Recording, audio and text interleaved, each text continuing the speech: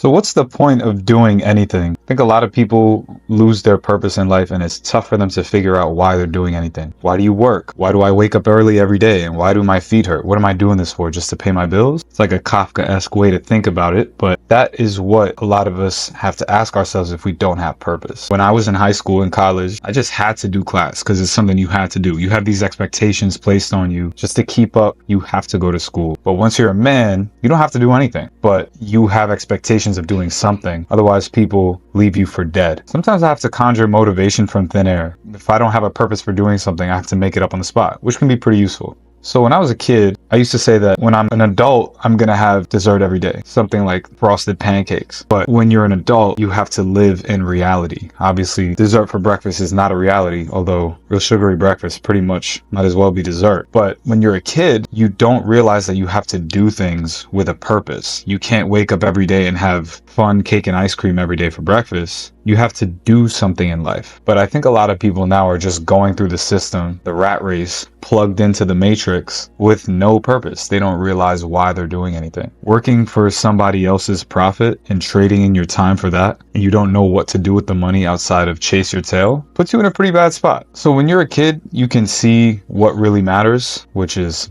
in your mind dessert or cartoons or hanging out with friends. But when you're an adult, you have to find what truly matters deep inside. If you can find that, you'll be pretty good off. Prison of modern life. New York City, that's where I live. Manhattan specifically. They call it Labor Island, or a money prison for soft-handed debt slaves. What does that mean? You just go here to work off your debt by sitting at a computer, sitting at a desk, not really with any purpose, but just working and not building any skills, sacrificing all your time for wages that are probably below what you deserve. Sounds a lot like prison. But in reality, most people can only work to sustain and only work something that doesn't really benefit them because they can only take what they can get. But an alternative to this is, what if the motivation, what if why you do something or why you do anything is for the purpose of others? What if you motivated yourself with the love of others? I do it for my kids. You hear that a lot. I feel like you hear that less and less though. I do it for my wife. Why not? If you don't have kids, you do it for a loved one. I do it for my family. I do it for a cause. If you have a cause, you're good. If you have a purpose, you're really good.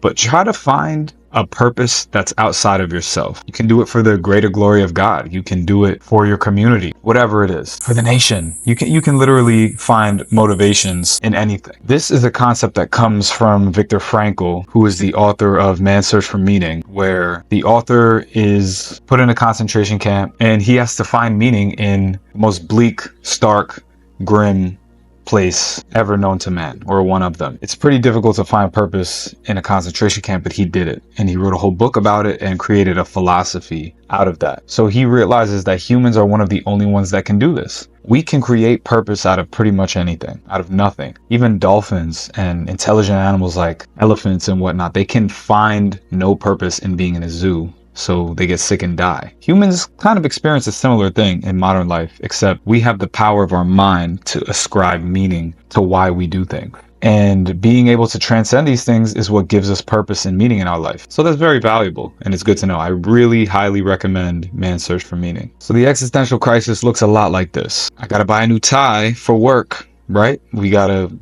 look nice for work, and then gotta make food to survive, and it tastes good. Cardio to work it off. Make sure that you don't get caught up in the dread of, why am I doing this again? And then just go on and do other chores. That's a lot of what our lives look like, except I would edit this to have, I wake up, I go to work, I watch Netflix, I go to the gym, I go to the bar, and repeat the cycle. Like, that's a lot of what modern urban people do, and a lot of Gen Z people. There's not much purpose in that. You got to find why you're doing this. Why are you going to work? Why are you waking up so early? Why are you sacrificing? Why are you trying to climb the ladder? Are you just trying to climb the ladder for the sake of climbing? Or is there something that you want to do that the money from working will help you do? That's something that Western society and capitalism doesn't want us to do, is question. They just want us to consume.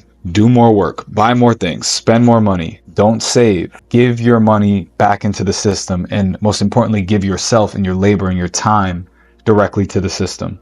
They want you to be a cog in the machine, but we're never told oh, make sure you find the ones you love and provide for them, build for them. You never really hear that. You might hear that through a religious lens or, virtuous teachers and whatnot, but you're not going to hear that from mainstream society. And unfortunately, a lot of young people have lost sight of that. I'm speaking a lot for young people here because Gen Z and millennials are kind of the ones who are largely in the workforce right now. So we are the ones that need to brush up on this. Gen X and older, their purpose was, whatever it was, but they had kids, they had us. And millennials are the young parents now. So I especially see with them, it's like, y'all need to realize that if you have kids, that's your purpose. You need to enrich and develop their life. Your life is not about you anymore. It's about your child. So make sure that that reflects. We're in a place where things are so boring that it's torturous just to go through the monotony. You look at movies like Fight Club, Office Space. It's like, why is this so dreadful? It's because you don't have a reason why you're doing it. Imagine when you were a kid, right? You want a bike. You want to buy one, so your dad tells you to go be a paper boy. Work the whole summer so that next summer you get the bike. It's going to feel pretty good to work that job because it's like, I really want that bike. And now we don't know what we're doing it for. It's like, oh, I want to make some money. I want to make sure I'm safe or I'm comfortable. It's like, yeah, I get it. There's a lot of scariness in the world and you want to be protected against that. But you got to have a specific purpose. And if you have a purpose that's a person or a community, even better, or a cause, best of all, you will find your purpose. You'll be good. The love of others, that's like the most important thing. For the love of the game type thing. Human connection is super important. Like, what would you do if you had all the money, but you didn't have nobody to share it with, right? Like, these are virtuous things you hear, but it's so true. Like, yeah, sure, you could cry in a Lambo, but